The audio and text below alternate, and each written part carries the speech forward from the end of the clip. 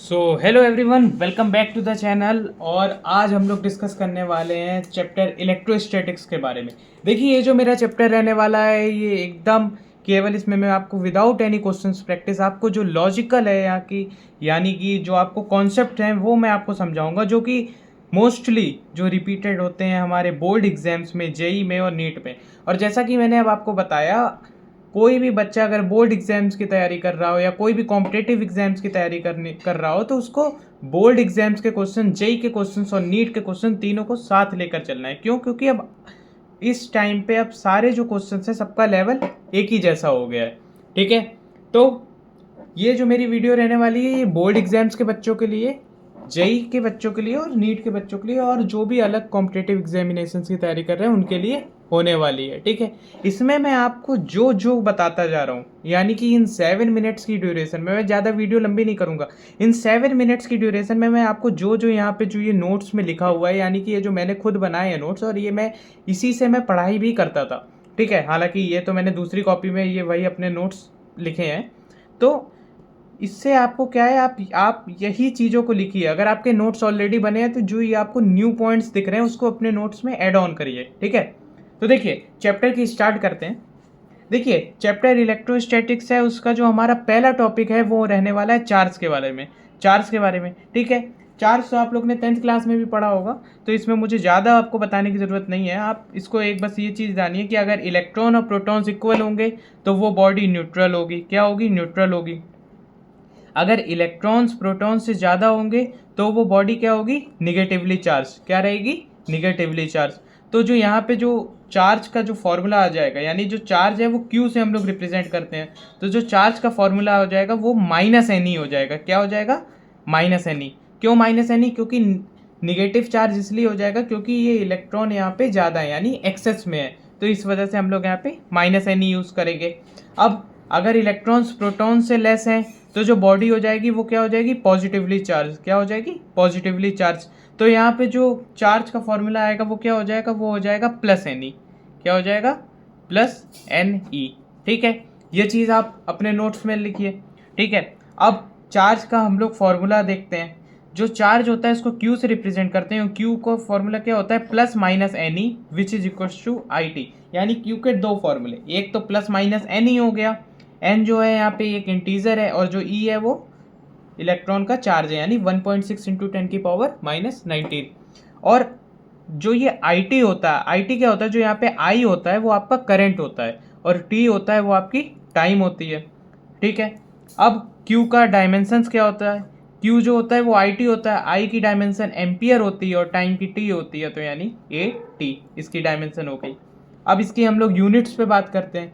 Units क्या होती है? यूनिट्स देखिए कूलॉम्ब होती है इसकी, और आपकी स्टेट कूलॉम्ब होती है। हालांकि स्टेट कूलॉम्ब आपके चैप्टर में है नहीं, आपकी मतलब जो बुक है उसमें है नहीं, लेकिन इसको एक एडिशनल नॉलेज रखने के लिए याद रख सकते हैं। और जो 1 कूलॉम्ब होता है वो आपका 3 × 10⁹ स्टेट कूलॉम्ब के इक्वल होता है।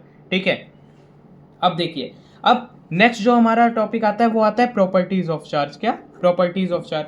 इसमें मैंने आपको सब लिखा रखा है कि कौन कौन से ऐसे टॉपिक हैं या कौन कौन सा जैसे उसके प्रॉपर्टीज हैं जो जेई में आए हैं, नीट में आए हैं और बोर्ड एग्जामिनेशन में आए हैं। हालांकि ये सारे ही जो पॉइंट्स हैं ये सारे ही जेई में भी आए हैं, नीट में भी आए हैं और बोर्ड एग्जाम्स में भी आए हैं। तो पहली प्रॉपर्टी आपकी होती है एडिटिव नेचर। क्या?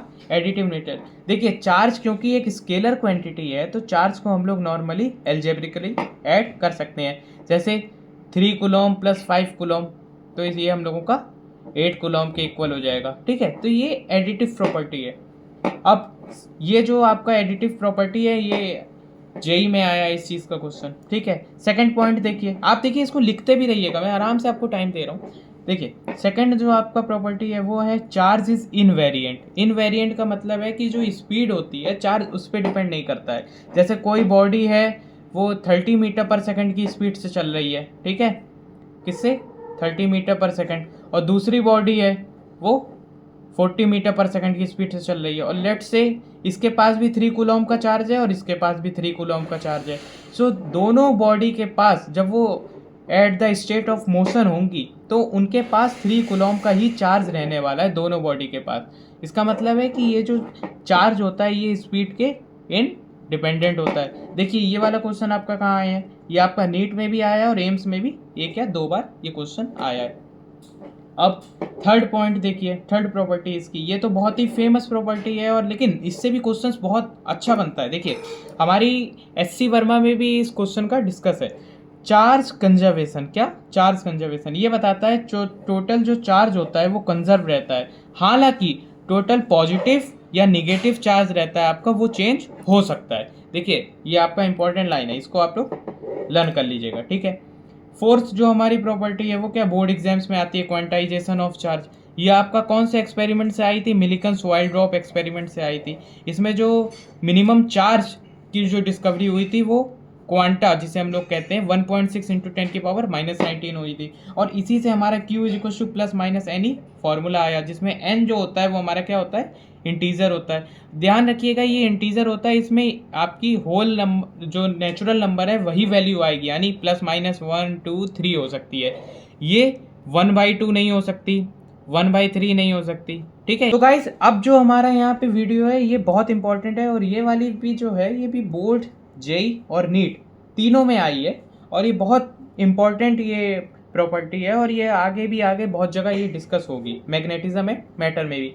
तो चार्ज क्या क्या प्रोड्यूस करता है, अगर कोई चार्ज स्टेशनरी है यानी वो उसकी जो वेलोसिटी है वो 0 है, तो वो क्या प्रोड्यूस करेगा, वो ओनली इलेक्ट्रिक फील्ड प्रोड्यूस करेगा। देखिए इलेक्ट्रिक फील्ड को डिनोट करने का ई एक फॉर्मूला होता है, तो ये ओनली इलेक्ट्रिक फील्ड आपका प्रोड्यूस करेगा। अगर कोई कांस्टेंट वेलोसिटी से मूव कर रहा है, देखिए याद रखिएगा कांस्टेंट वेलोसिटी, यानी कि अगर 5 मीटर पर सेकंड से मूव कर रहा है तो वो उसकी कांस्टेंट वेलोसिटी उसी से मूव करते रहे, तो वो आपका both electric field and magnetic field produce करेगा। क्या क्या, electric field and magnetic field दोनों प्रोड्यूस करेगा। जो ये आपको ये जो सेकंड पॉइंट है बी वाला, ये आपको मैग्नेटिज्म एंड मैटर में ये आपको पढ़ाया जाएगा। जो एक्सीलरेटिंग चार्ज पार्टिकल है, ठीक है, यानी 5 मीटर से मूव करा, फिर उसके बाद 10 मीटर पर सेकंड से मूव करने लग गया, यानी एक्सीलरेट हो रहा है, तो वो आपका इलेक्ट्रोमैग्नेटिक वेव्स प्रोड्यूस करेगा। क्या करेगा, इलेक्ट्रोमैग्नेटिक वेव्स। इसके बारे में हम लोग इलेक्ट्रोमैग्नेटिक वेव्स जो आपका लास्ट चैप्टर है उसमें हम लोग इसको डिस्कस करेंगे। तो एक्सेलरेटिंग चार्ज आपका क्या, इलेक्ट्रोमैग्नेटिक वेव्स प्रोड्यूस करेगा। अब देखिए ये जो हमारा लास्ट पॉइंट आ जाता है ये एक एक्स्ट्रा पॉइंट है, लेकिन ये बहुत इंपॉर्टेंट पॉइंट है, इसको अभी हम लोग आगे हम लोगों में कई बार ये डिस्कस होने वाला है। तो देखिए इसमें क्या होता है, जो कंडक्टर्स होते हैं उसमें जो चार्ज होता है वो खाली और केवल आउटर सरफेस पर ही डिस्ट्रीब्यूट होता है। इसका मतलब है कि जो अंदर कंडक्टर के जो अंदर होता है ना, वो कोई इनसाइड उसके कोई चार्ज नहीं होता है, इसी की वजह से उसमें जो इलेक्ट्रिक फील्ड होती है वो 0 हो जाती है, और जो उनके बीच का पोटेंशियल डिफरेंस भी होता है इनसाइड वो भी इक्वल होता है, ठीक है। रीज़न इसका क्या है, अगर ये कहीं क्वेश्चन आ जाता है बोर्ड एग्जाम्स में आ जाता है तो इसमें हम लोग लिखेंगे कि to minimise the potential energy the charge is distributed at outer surface only, ठीक है। अब चार्ज का टॉपिक हमारे यहाँ पे क्लियर हुआ। अब नेक्स्ट जो टॉपिक है हमारा वो चार्ज डेंसिटी के बारे में होता है, चार्ज डेंसिटी, ठीक है। पहली चार्ज डेंसिटी आपकी लीनियर चार्ज डेंसिटी होती है, जिसे लैम्डा से डिनोट करते हैं, और इसका जो फॉर्मूला है वो Q/L हो जाता है, क्योंकि आप देखिए यहाँ टर्म आया है लीनियर, तो जो इसमें डिवाइड करेंगे वो हम लोग लेंथ से डिवाइड करेंगे। इसकी यूनिट भी पूछ ली जाती है कई बार, तो ये कूलॉम पर मीटर, ठीक है। सरफेस चार्ज डेंसिटी यानी सिग्मा, इसको चार्ज पर यूनिट एरिया से हम लोग डिनोट करेंगे, इसकी भी यूनिट कूलॉम एरिया की मीटर पर स्क्वायर, ठीक है।